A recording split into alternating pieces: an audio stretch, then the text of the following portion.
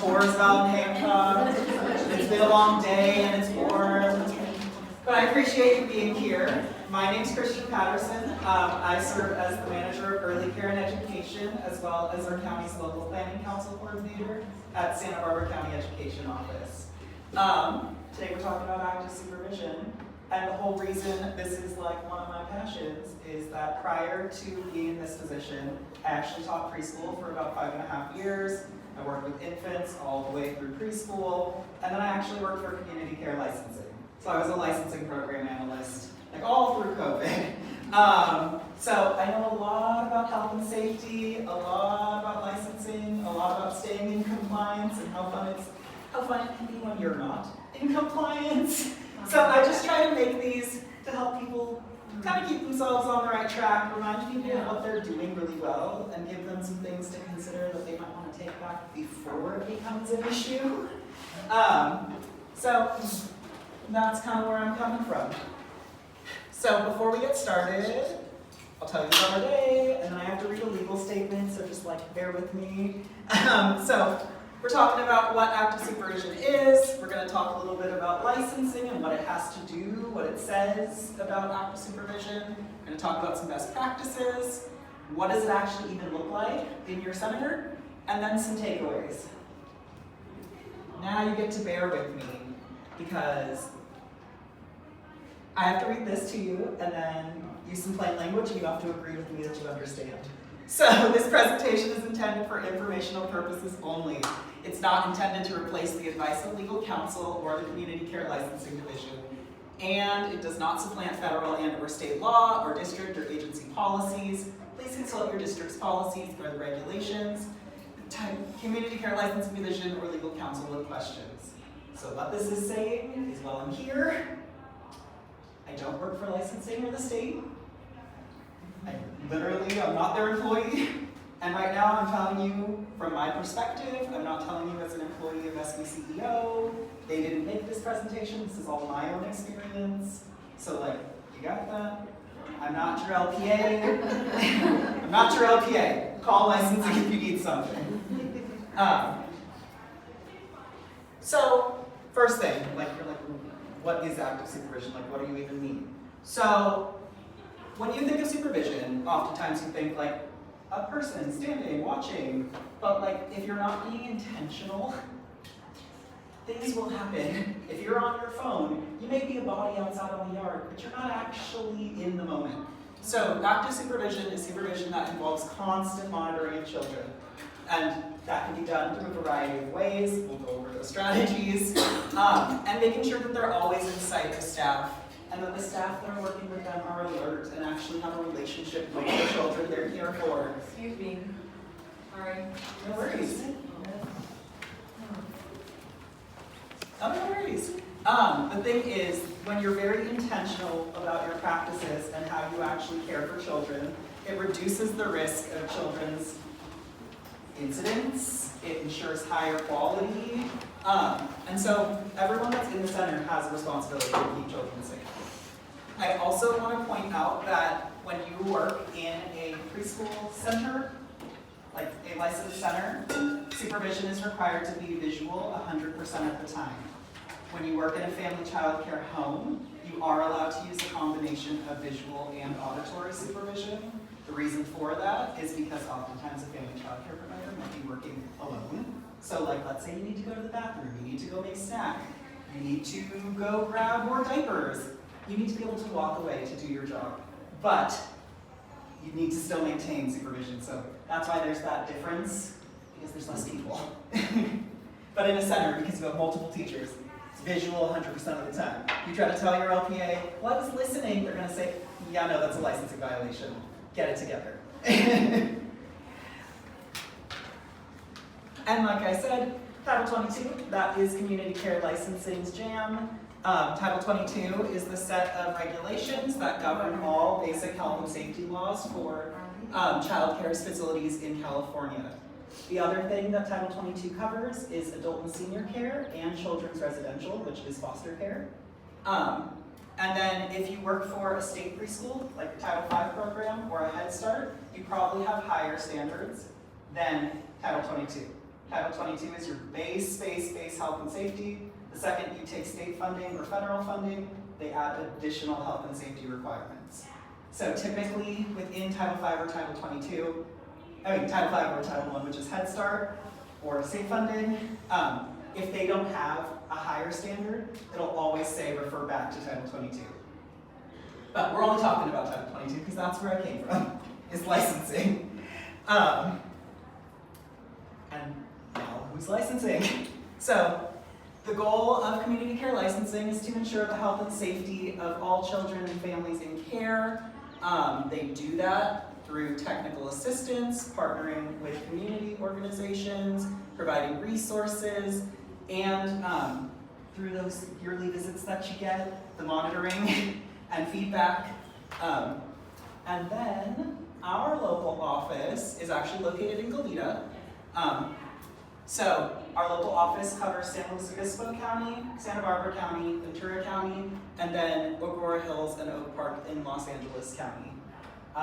When I worked there, my caseload was all of Nipomo, all of Guadalupe, 3 zip codes in Santa Barbara, and 1 zip code in Ventura. So if you worked in any of those, I probably saw you somewhere. So, like I said, when you're working in a preschool center, licensing always requires that you supervise children. For centers, it's always 100% visual. Family child care can be a combination of visual and auditory. And when you're actually being intentional with your supervision of the children, of building relationships with families, with children, you're definitely going to help prevent a lot of accidents or injuries because you're going to kind of be able to think ahead, you're going to plan better, you're going to think about what's working and what's not. And also you're going to learn from things when they do go wrong, because that's always important too. So I just listed some titles of chapters of Title 22. These are all just straight regulations. Teacher qualifications and duties, teacher-child ratio, sign in and sign out, personal rights, responsibility for providing care and supervision for infants, activities and napping, buildings and grounds, outdoor activity space, indoor activity space. I could go on and keep pulling titles from the regulations, but all of these have the word supervision written directly in them. So basically, if you own a center, if you work in a center, if you work with children in a family child care home, it is your job to supervise them. It is your job to keep them safe. So supervision is woven into everything you do when you work with children and families.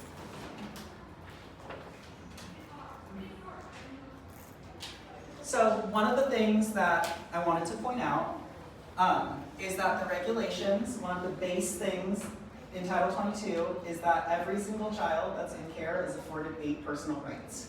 They're the right to dignity in relationships, the right to safe and comfortable environment, freedom from corporal punishment, the right to be informed, the right to attend religious services, freedom from confinement, freedom from restraint, and the right to receive or reject medical services. So, I do want to point out that some of these, like the right to attend religious services, are like, what preschooler's going to do that? Title 22 covers birth all the way through age 14.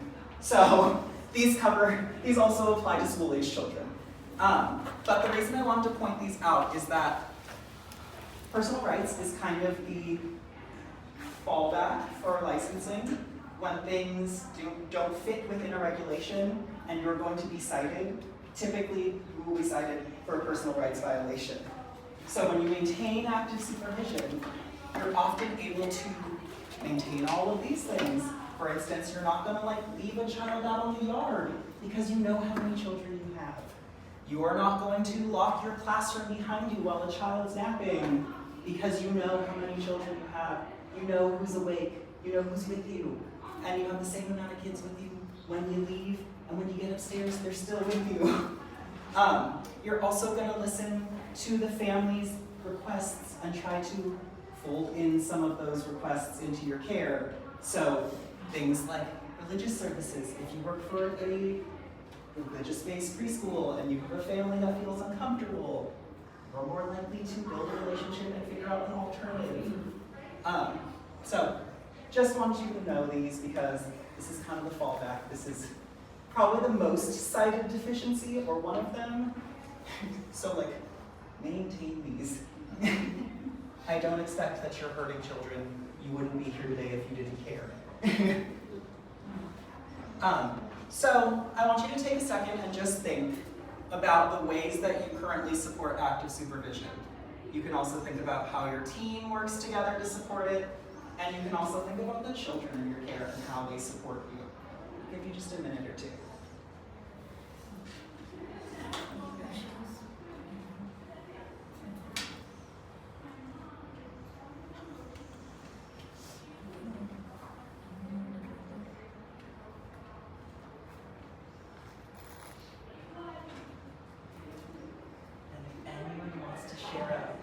For volunteers.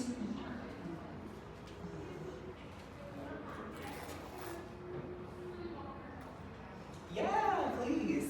We have a board up in our outdoor classroom of what children are in attendance to know ratio and know where children are. I feel like it really helps. We have check-ins in the classroom as well to write down ratio. I, as a coordinator, check in with all the teachers and ask how many children are in. So just saying it out loud. Yeah, that saying it out loud, that kind of having that visual that you can easily check in with, and that anyone that comes into the space can check in with. Yeah, those are great tips that work for one person and work for your whole team. Anyone else?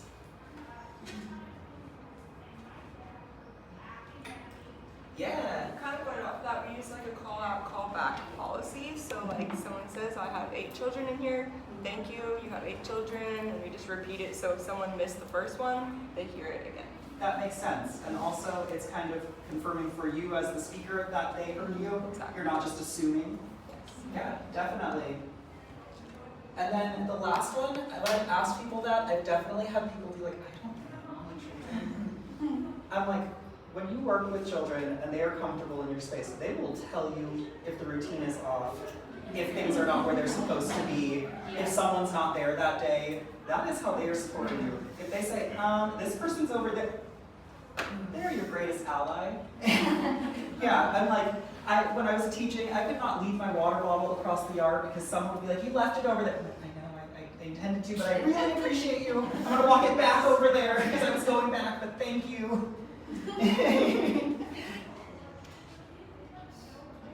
So these are 6 effective strategies that I'm sure for the most part you're already doing, but I wanted to highlight them and just talk a little bit about them with you because maybe you do want to think about how you might change things up. So the 6 best practices are set up the environment, position staff, scan and count, listen, anticipate behavior, and then engage and redirect. Nothing is a shock, but we're going to talk a little more in depth. And then you got a copy of that worksheet that kind of gives you a little overview of those. So the first is set up the environment. So you want to set up your classroom indoors and outdoors so that you can always supervise children and you're always able to reach them if necessary. So when you're thinking about a classroom, you're thinking about the furniture being low to the ground. You're thinking about not blocking walkways with furniture. Because like, for instance, if you work in a toddler classroom where you have some children that are learning not to bite their friends, you need to be able to be near them and quickly. Additionally, like during nap time, you want to have the beds separated so that you can walk between them. You don't want friends on top of each other. You also don't want people kind of hidden in the corners. You need the environment to work for the children and you need it to work for you as an adult because your body is bigger than theirs. That means having adult-sized furniture and child-sized furniture too. And then your outdoor classroom, really being cognizant of what you want the space to function like, who your children are, and then setting it up to meet those needs. Additionally, it's thinking about the things that aren't working and working to redesign, redirect. Like for instance, when I was teaching, my yard had a storage, like a tough shed outside on the yard, and it wasn't right against the wall. There's a space where you can hide. Guess what happened? Children went back there all the time, and so we always have to have a teacher right there. So we had a meeting, and we're kind of fed up about it. And instead of just being like, this is the worst, get rid of the shed, we put a potted plant, a large potted plant right against it to block that entrance, and because there was that natural barrier now, we're far less incidents of children going back there. So, really thinking about the things that are working, the things that are those hot spots, and working with your team to think of ways to enhance or redesign the space, working within what you're giving, because obviously you're not just going to redo your entire building, you're not an architect and you don't have unlimited funds.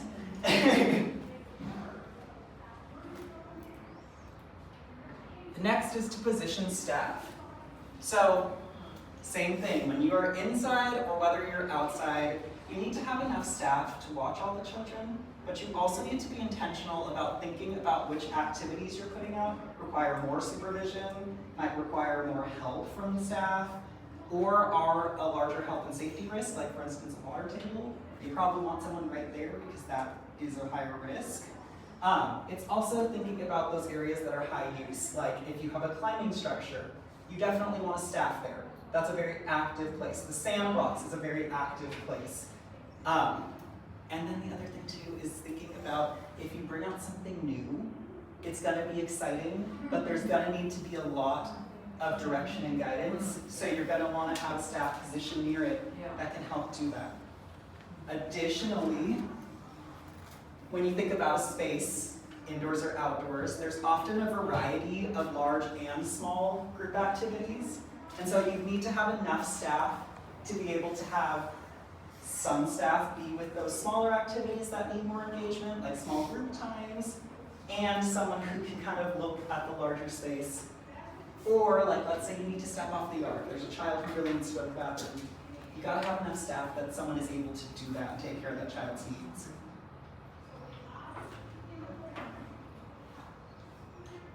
The next is scan and count, and I think both of you were really kind of alluding to this, that it's important that when you are running a site or working with children, you know how many children are in your group that day, or if you switch staff, that they know how many children they're supposed to have.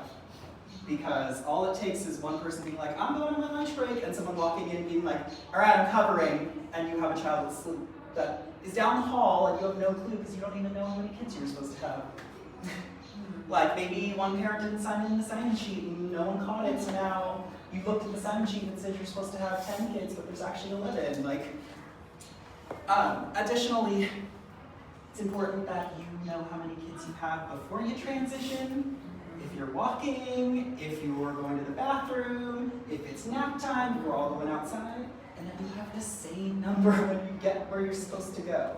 So oftentimes some strategies that people use are kind of that name to face, where they will say each child's name. Sometimes it's a clipboard with sign-in sheets, sometimes it's a large board that has all the children who are there that day. For instance, in my infant room, we had clipboards that had the infant care chart on it, and if the child was absent, we would flip the board over, and that was the visual that that person was not there, or when they left for the day, we would flip it. There are lots of strategies you can do this. Using the rings while you walk.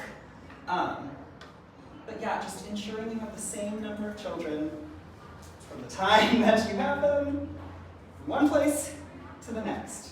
The other thing too is, when you scan and count, it also helps you know who's left, because all it takes is that one parent who's like, oh, we have a doctor's appointment, we're leaving, and you're like, yeah, okay, bye, see you, and then totally slips your mind, maybe they didn't sign them out, and then you're about to switch shifts, and you're like, oh my gosh, where's Bailey? Wah!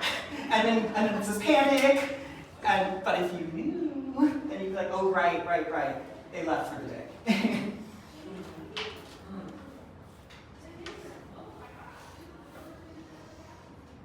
The next is listen. And that seems so obvious. You're like, well, yeah, I can't turn that off. But the thing is, when you work in a space, you're very aware of what your space typically sounds like. Like, even your house, like, you're very aware of when everything is normal, the normal sounds you hear. Is it birds? Is it cars? Is it your TV? Is it a vacuum? Is it your cat? Like, in a preschool, in a family childcare home, there are typical sounds you hear. Children laughing, children talking, maybe someone's crying, someone yelling, a parent dropping off, maybe someone's reading a story. And so it's just important that you listen closely, because if you're paying attention, you're gonna know when something's off, when you hear some of those signs of distress. Like voices getting a little higher, or you might need to go step in before it escalates. Or you hear someone crying, and you recognize the child's having a hard transition, and maybe you need to go support the parent. You might hear another child yelling a different child's name, and you're like, oh, I'm gonna go step in and just see what's happening, so that we can de-escalate and redirect, which is another strategy here. But I do want to point out too, though, that when you think about sounds that are happening, the absence of sound can be a huge indicator too. That it's too quiet is so important to pay attention to. Like, that is huge. And if your environment is not set up well, sometimes there are those areas where children can hide, and if they're silent and hidden, there's potential for a lot of health and safety violations. So, the other thing too, listening is also listening to your coworkers. Like, again, you saying that we repeat twice to make sure they heard me. If I'm not paying attention, I'm just like, yeah, okay, whatever. I didn't retain the information, it's not helpful, even though you were being helpful. So like, actively listening to your coworkers is super important too, because let me tell you, when you walk into a space, sometimes they have some good information. It's like, this person dropped off, grandma's sick, so this child's a little off today, so like, we need to give him some extra support. And then you know that when you approach that child is going to be different that day. But if you weren't listening, if you weren't taking the chance to talk with your coworkers in small doses when it's appropriate, you're not gaining that valuable information. Listening to parents too.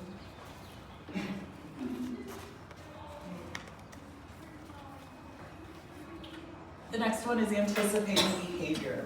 So,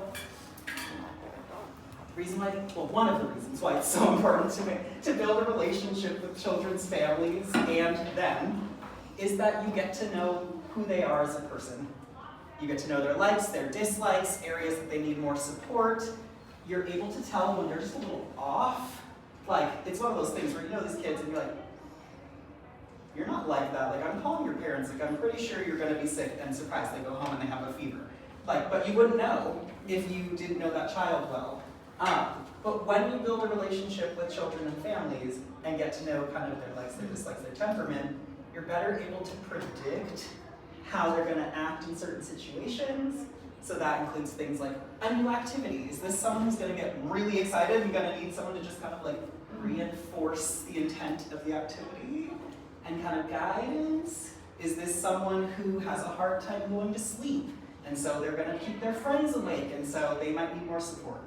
Is it someone who's had something hard happen at home, and so they're coming in, the parent tells you something, and you know that today, they're just not gonna act like themselves.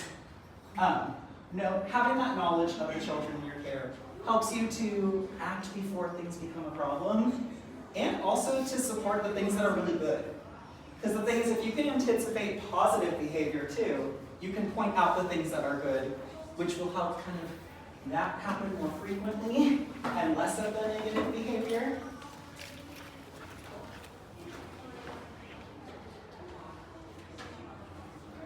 And then that last is engage and redirect.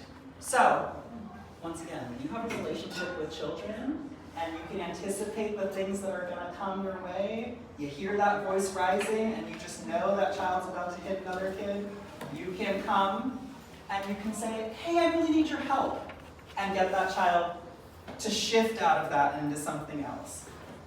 That's just one example. But offering support before things become a problem or in the moment when the child's ready to accept it is a really good way to prevent a lot of health and safety risks. I had a student who had a really difficult time with group time. It didn't matter what it was, just having that many people in a space was hard. We could be dancing, we could be sitting and reading, it could be, I don't know, we were painting, but just being in a group with that many people for that long was really hard for him. And so, at the time that group time happened, I had prep time. And so, my coworker kind of had pointed out this thing. I had heard it, I'd walked by and seen him having a really difficult time. So, I always built in some time for needing help during my prep time. I would walk by and be like, oh, I need to go get something from the art room. Will you come with me? I just need a couple stacks of paper, and you're so strong. And being able to like give him that 5 minutes with me to just get away from the group and then come back, he was so much more successful. Yes, I had to plan a whole list of what I needed help with, and I had to find things sometimes. I'm like, I don't know, we need to go find my water bottle. You're so good at that. But like, it was a strategy that I used, and it really was effective. This can also be like, sometimes children have a hard time lining up, having them carry something, like the clipboard, or they're gonna be in the front, or they're gonna hold your hand, or we're all gonna hold hands. It's really good to be able to intervene before things escalate and change it to a more positive situation.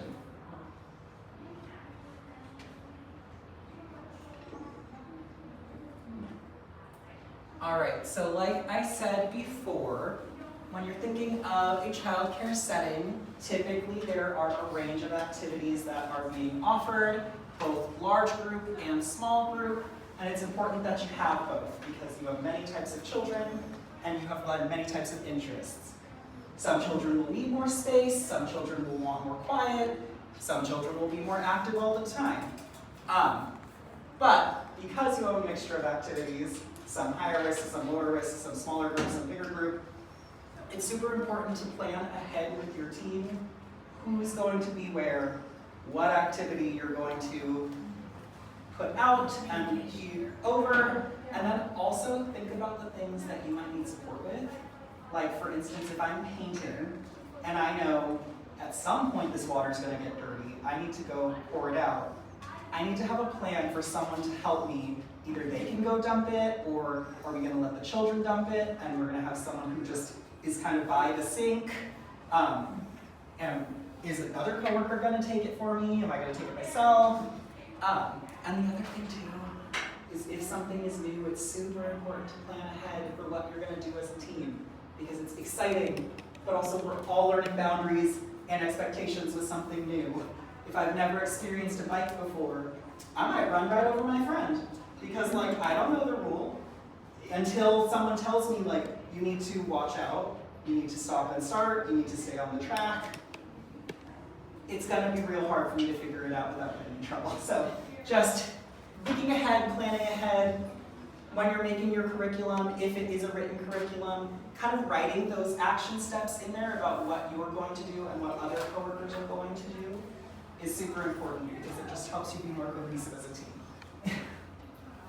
And also having a mix of activities helps you avoid a lot of negative behaviors because people are bored and their interests are being met. So, transitions are hard, even for adults. Like getting up, going to work, then I have to sit down on my desk and turn on my computer, then I have to get up because you know what? I left my tea in the car. Now I need to go get it. Now I need to come back. And now I have to be in a Zoom meeting, and now I'm out of a Zoom meeting, and now I have to go run and drop something off at a center down the street, and now it's my lunch break, and it's too, like, if we're doing things that are not purposeful, it can be really difficult. As an adult, we've learned to regulate a lot more, but for children, that kind of budginess